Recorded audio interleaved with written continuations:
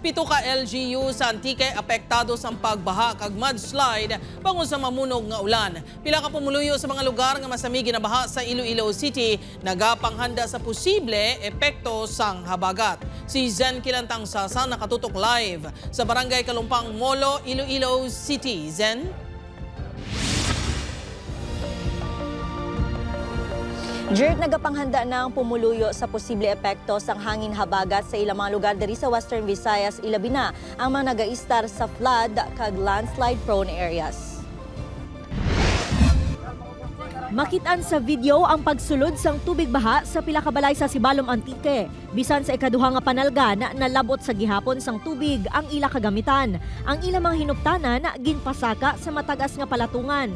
Sa datos sang PDRRMO Antique, nagtaas ang level sang tubig sa Sibalom kag sa anong pagkakabanwahanan sa probinsya. Ini ang kasunod sang pagtupa sang mamunog nga ulan kahapon. May ginreport man nga pagkatiphag sang duta sa pila ka lugar. May mudslide man nga nagluntad sa highway sa Barangay Igbarawan, Patnongon. Bangod sa malaing nga tiyempo, nadala ang Antique sa mga lugar nga gindeklarar sang DILG ang suspensyon sang klase kag trabaho sa gobyerno.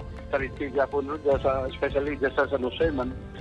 Kag may mga posibilidad nga base magdamon pag ang ulan. That's why nga nasa heightened alert po ang ating operation center. Sunod sa DepEd 6 kutob sa mga in-person classes nga ginsuspender, ginapatigayon ng alternative delivery mode. This will ensure that despite nga mayara sang malain nga panahon, tudo mabaskog nga pag-ulan, yat padayon ang pagtuon sa aton sini nga mga kabataan.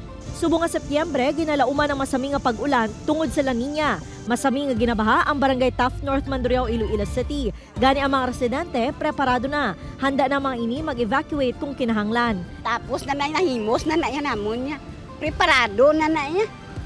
Hindi ka magpreparar nga nagyan mo na. Ang pumuluyo naman sa coastal area sa Kalumpang Molo, nagapangaman na sa paghampak sang balod. Muna ganit may mga sako sang balas ay ginabaralya sa kawayan, mga pusog.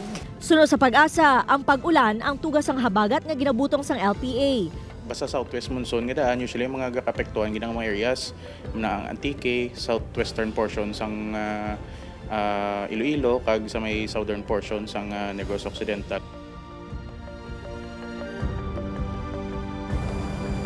Jared, dugang pasang Pag-asa, lauman nga mangina, maulanon ang tiyempo tubtubwas, ilabig na nakon hapon kag gabi, gani ginapanugyanan ang publiko nga mangin alerto. Jared? Madamo gid salamat Zen Kilantang Sasa kag halong kamudira.